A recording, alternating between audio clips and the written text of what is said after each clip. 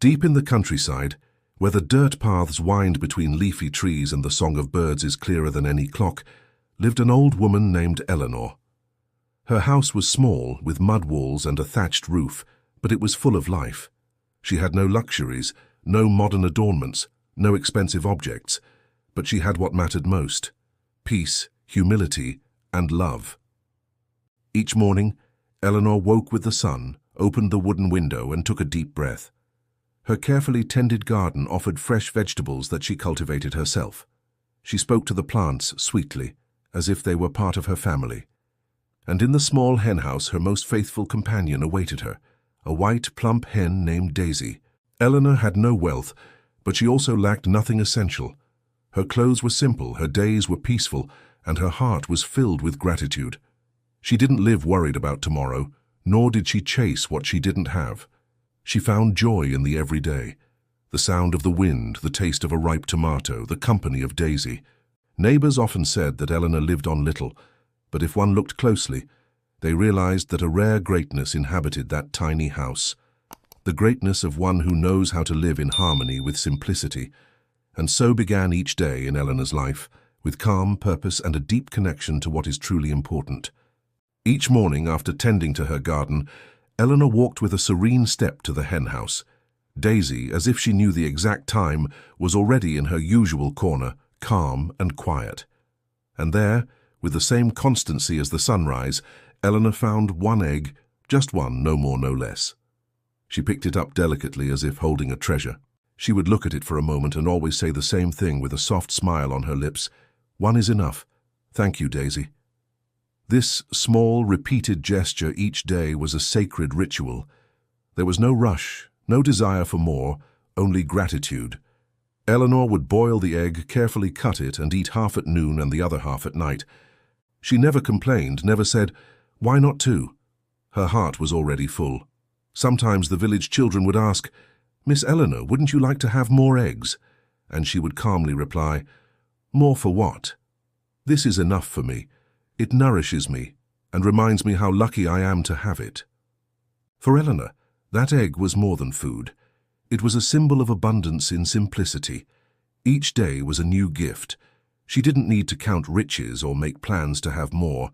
She had discovered a secret that many forget. Happiness is not found in accumulating, but in knowing how to be grateful for what arrives. And so, between green gardens and golden mornings, Eleanor and her hen lived a silent agreement. One gave, the other thanked, and both were happy. Eleanor placed half the egg over a small bowl of rice with vegetables from the garden. It was a simple meal, without luxurious seasonings or elaborate recipes, but for her it was a feast. She ate slowly, savoring every bite, and upon finishing she closed her eyes for a moment, as if thanking life for having given her just what was necessary. The other half of the egg she saved carefully, covered with a clean cloth, as one protects something valuable. She ate dinner with the same humility, not dwelling on what was missing, but celebrating what was there. Eleanor had learned over the years that true contentment does not arise from having much, but from knowing how to enjoy the little one has. In a world that always seems to rush toward more, she had decided to walk in the opposite direction. While others dreamed of full henhouses or abundant markets, she found fulfillment in her small bowl, in her half portion. Some people in the village were confused when they saw her. How could she be so serene with so little? Some even felt pity, but that was because they didn't understand. They didn't know that there is a silent joy that blooms when the heart stops demanding and starts valuing. That night, like every night, Eleanor sat by the window in the faint light of a candle and ate her second half. Outside, the world followed its accelerated pace, but inside that humble house peace reigned, because someone who had chosen to be happy with what she had lived there. One day, upon entering the hen house, as always, Eleanor noticed something unusual. Daisy was especially restless, making small hops and clucking softly, as if she wanted to say something. Eleanor approached, stroked her feathers, and looking into the usual corner there were not one but two eggs. Eleanor blinked in surprise. It was the first time it had happened. She picked up the eggs gently and remained silent for a few moments. She smiled, not because of the quantity, but because of the wonder of the unexpected change. Upon reaching the kitchen, She placed them on the table and, as always, spoke in a low voice. "Thank you, Daisy. Today you gave us double, but still, one will be enough." She didn't need to think much. She cooked one of the eggs for herself, as usual, and wrapped the other in a small piece of cloth, heading toward the village. On the way, she met a young man carrying firewood. He was sweating and his stomach rumbled. Eleanor offered him the egg without saying anything else. He looked at her with wide eyes, surprised by the gesture. She just smiled and kept walking. That night, Eleanor wrote in her old, worn-covered notebook, "Today I received double, not to have more but to give more. Abundance doesn't change my need, but it can alleviate another's." And with that reflection in her heart, she went to bed early, listening to the soft chirping of the crickets while Daisy slept peacefully near the hen house. The next day, the news that Daisy was now laying 2 eggs began to circulate in the village. Some neighbors approached with curiosity, others with proposals. One said, "Miss Eleanor, you could sell those eggs at the market. They would pay well." Another added, "If you save some, you could open your own stand. Imagine fresh Daisy eggs. You would become famous." Eleanor listened attentively without interrupting. She thanked them for the suggestions with a kind smile, but her heart did not resonate with any of those ideas. While others spoke of price, demand, and profit, she thought of the young man to whom she had given the egg, of his grateful smile, of how a simple gesture had eased a difficult day. One afternoon, a woman from the village brought an empty basket.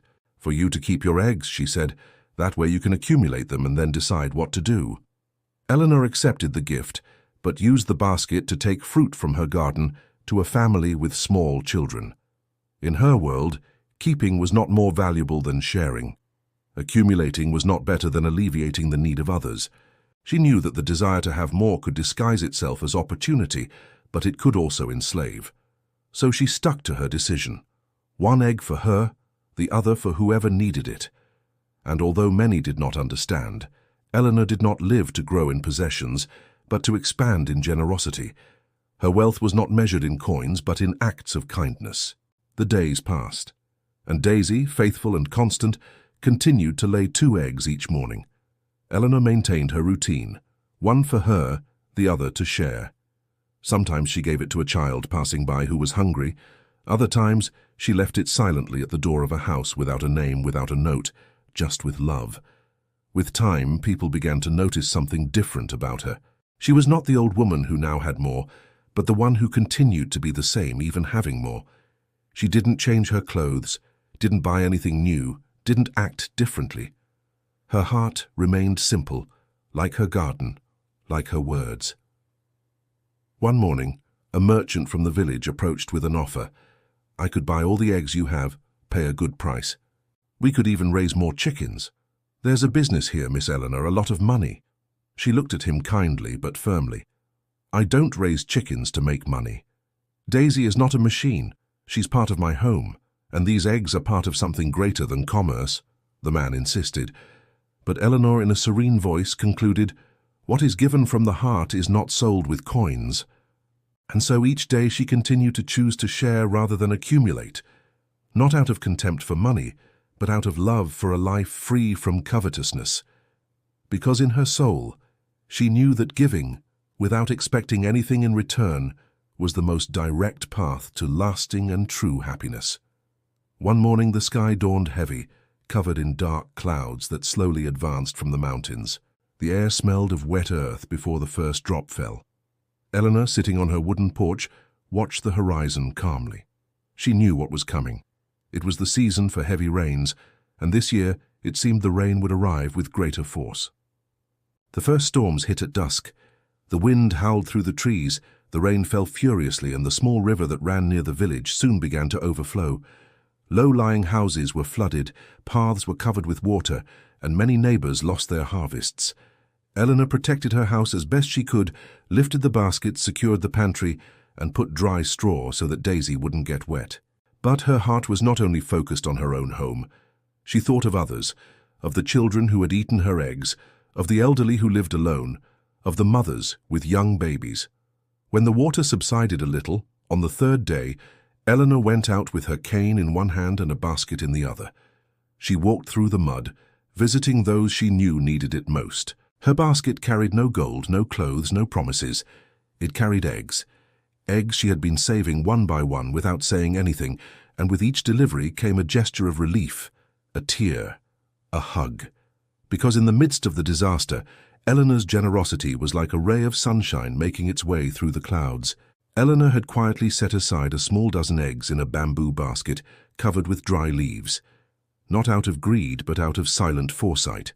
Not for herself, but for moments like this when life turns sideways and need hits hard.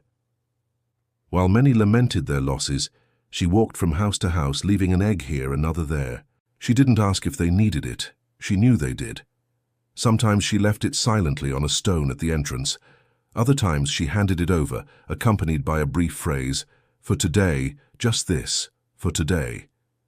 She kept no list and expected no recognition. And though the eggs were few, their impact was immense. A single egg could be the difference between hunger and comfort, between despair and the feeling that someone still thought of you. A little girl, her feet covered in mud and her eyes tired from crying, received an egg and asked, "Why are you giving this to me when you are also old and could keep it?" Eleanor stroked her damp hair and replied softly, "Because joy grows when shared, and hearts are fed as much as stomachs." That night, in her small house lit by a candle, Eleanor felt lighter. Not for having given, but for having fulfilled what her soul asked of her. And while the world outside rebuilt itself, she slept in peace, knowing that even one egg could be a seed of hope. The days passed, the rain stopped, and the sun returned to paint the flooded fields golden. The village began to rebuild step by step, with tired hands, but united hearts. And among all the stories that arose from the storm, there was one that circulated among them like a sacred tale, that of an old woman who, with eggs and love, had sustained many when they needed it most. Eleanor, however, did not seek recognition. She continued her life as always. She cared for her garden, fed Daisy, cooked with the same half-smile as ever. But something had changed in the air. More neighbors now came to see her, not with offers or proposals, but with silence, with respect. Some simply sat by her side, sharing a moment without words. Others brought small offerings, a flower, a loaf of bread, a piece of fruit. It was their way of saying thank you. One morning, Eleanor wrote in her notebook with firm handwriting, "I was happy when I had little, and I remain happy when I have something to give. Joy is not measured by what you possess, but by what you are capable of offering with joy." And she closed the notebook softly, like one closing a cycle. Daisy clucked near the henhouse, announcing another egg. Eleanor smiled, picked up the egg with gratitude, and murmured, "One is enough. The other, as always, will find its way." And so, between simplicity and generosity, Eleanor continued to teach without speaking too much, that true happiness flourishes when one learns to value what they have and share it without expecting anything in return. If this story has touched your heart, we invite you to subscribe to the Ghost Verso channel to continue receiving reflections like this, full of wisdom, simplicity, and hope. Leave in the comments what you learned from Eleanor, what true happiness means to you. Your experience can inspire others, and don't forget to watch the next video that will appear on the screen. Another story awaits you there that can also change your way of seeing life. Thank you for being here. See you soon.